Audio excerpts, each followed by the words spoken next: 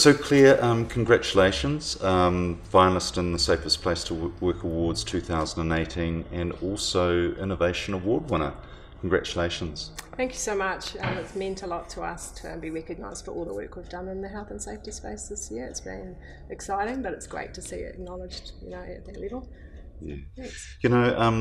Really challenging for not-for-profits. A lot of moving parts and a whole range of stakeholders that you need to ensure that you keep on side and well informed and so forth. Your health and safety in terms of your approach and what you've been doing to build your health and safety capability and culture over the last couple of years?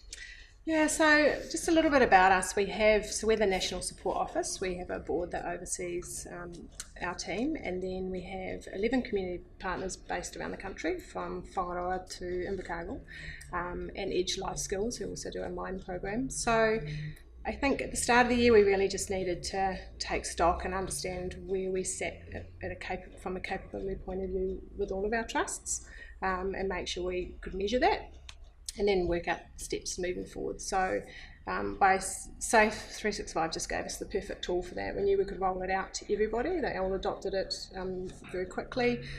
We brought it on board for us and used it in our space, and then they've all caught up as well, and it's just given us a chance to be able to report on where they're at and then build some plans in place to get them all to the level that we want them to be at. We work with kids, so we have programs in schools, from primary school through to working with young offenders.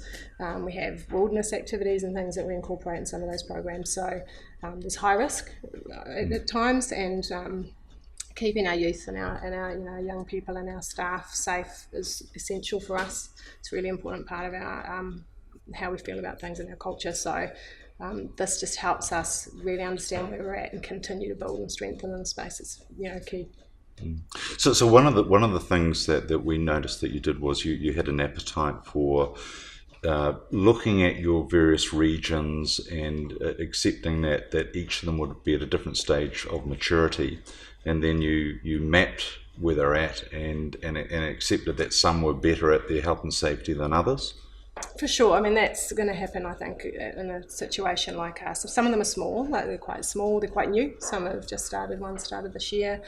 Some have been around for a long time, others are really big, they've got a lot of staff. They run all of the suite of programs. So it was really just understanding where each of them sat, and also we have a manager that sort of runs each of those community partners, and it's sort of measuring their understanding around health and safety and getting them up to speed so they can bring their team along on that journey.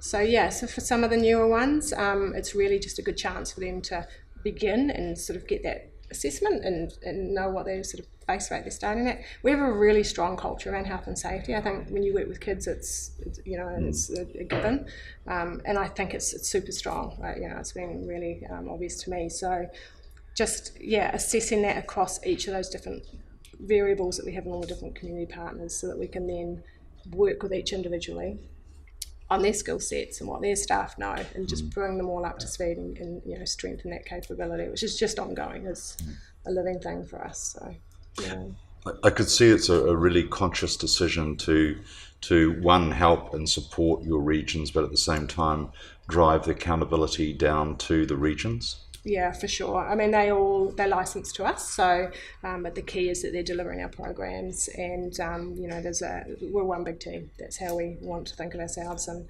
obviously taking care of each other and those young people that we work with. There are differences between your regions, and some are at different stages of maturity. What sort of support do you give the regions, apart from establishing where they're at and where they need to improve? How has sort of the central office actually helped the regions build their health and safety capability? I think the really important thing for us is that we are the support for them. So we help them with sort of setting those milestones. And once we know where they're all at, we've rolled out, inductions for everyone, or working through that process with all of their staff. And we're leading them, so that we don't want them, they're really busy. So we don't want them to get bogged down with they're trying to work out what they need to do. So we lead a lot of that. So I have access to all of the Safe365 accounts for all of our community partners, and so we can work with them ongoing, always are, to sort of go in and have a look and see where they're at and things that they can work on, whether it's sort of finalising their inductions or next steps.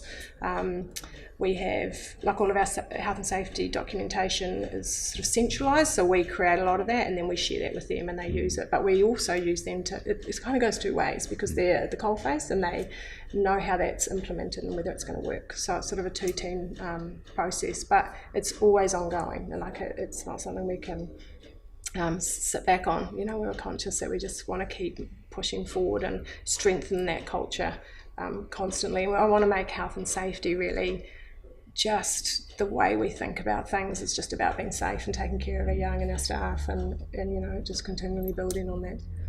So in terms of that continuous improvement you're talking about, what are some of the things that you're looking to put into place over the coming 18 months to 24 months? So I guess the key has been getting those inductions rolled out. We have a huge amount of staff, so and getting that consistent message, and then it is working with each of them because they're all at different levels. Some of them are higher than others, and so we really want to embed in what we've currently talked about around setting that culture so they really understand the way we work. A massive part of the health and safety aspect for us is reporting of incidents and near misses, and I've noticed that there's a bit of a, we're great at it, but we really want to make sure we all understand it the same way. So that's something we're putting a little bit more focus on. That's why we're super excited about the app that's coming out. It's game changing for us.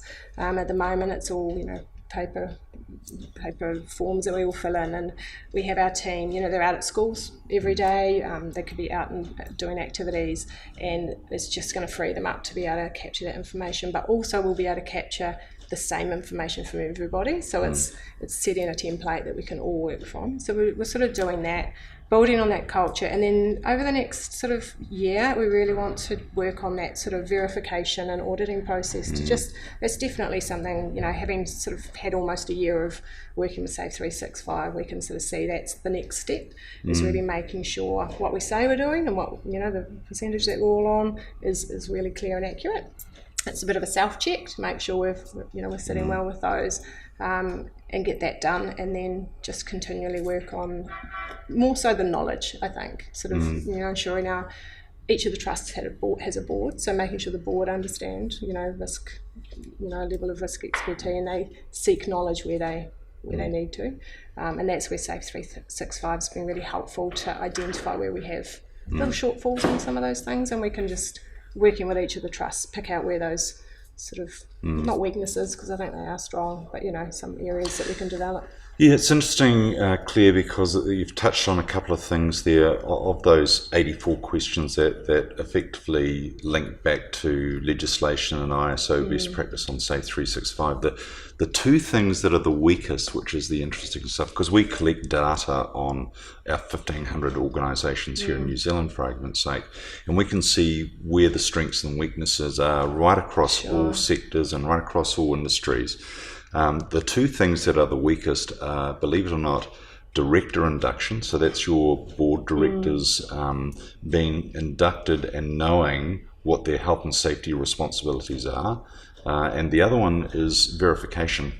So that's doing the stuff that you're doing, and then at some point having someone come in and independently reviewing what you're doing to make sure what you're doing is the right stuff. Yeah. They're the two weakest components that we see from businesses in terms of their whole health and safety appraisal of themselves and what they're doing. And it's not really surprising when you think about it. Most of the old legislation was really about the hazards and having a health and safety system, and actually that's our best scoring feature on the product. When people look at their own businesses, yes, we have a health and safety system, yes, we have a health and safety policy, but that's what the legislation has sort of driven for the last 10 or 15 years. And of course the change in legislation, the areas that have come up truly as being weaknesses are that induction, which is what you're focusing on, and then the next piece which you're about to do, which is the verification, and of course simplifying how you get the data, performance data from your staff around incidents and hazards and things like that.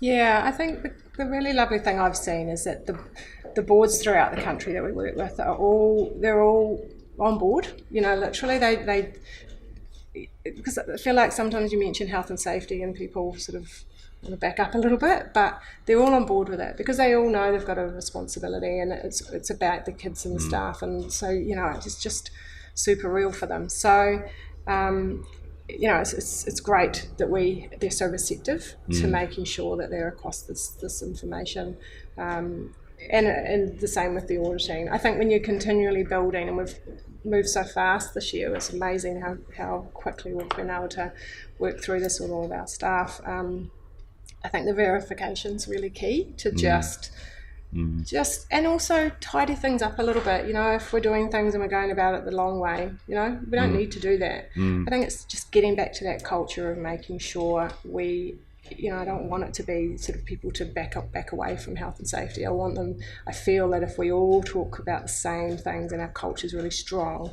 then we're all on board and it'll all just continue to grow. You know, it's a kind of inevitable, and no one will be afraid of the verification, and that's all just part of our process. So it's where we're sort of changing it to make sure everyone, you know, it's just a living thing that we all just work through day to day. You know, it's in our meetings, it's in our board meetings, it's in our team meetings. We, you know, always make sure health and safety is brought up, but it's not a here we go again moment. It is, yeah, really about making sure that our culture is just about health and safety not being something you want to back away from. So it is in our meetings, board meeting level, down to weekly team meetings, and it's really around just it's obviously a topic on that, but we want people to just be free to raise issues if they've identified a hazard, just, you know, mention it, so that we're not, you know, it's not a tick box for us. It's part of our conversations every day. We did an induction with some staff and one of our community partners a week or two ago, and we spent a long time talking about, they had so many questions about identifying an incident or what a risk could be. And because they work within the schools, these questions kept flowing, and it was fantastic because I didn't want it to be, you know, a process that we went through of here's your induction, thanks, and see you in a year. It was, you know, they just like, what about if this happens, and what about if this happens, and we've got a staff member that has this, and it's fantastic because they're living and breathing it. They're not just feeling like, oh gosh, we've got to come in and, you know, and do this induction and walk out again. I feel like that's changed the way they will think about those little incidents, all the big incidents along the way. So, yeah. Claire, congratulations on being a finalist this year in 2018, and also an Innovation Award winner. Congratulations to the Dingle Foundation for your commitment to health and safety and building a really strong culture and capability within not just the team here in Auckland, but right down throughout all your regions throughout New Zealand. Congratulations. Thank you so much. I think there's such a great team that we have throughout the country, and we have a responsibility to make sure that everyone's given the tools to be as strong in health and safety as they can be. So we're loving it. We love working with Safe365. It's been a game changer for us, so we thank you so much.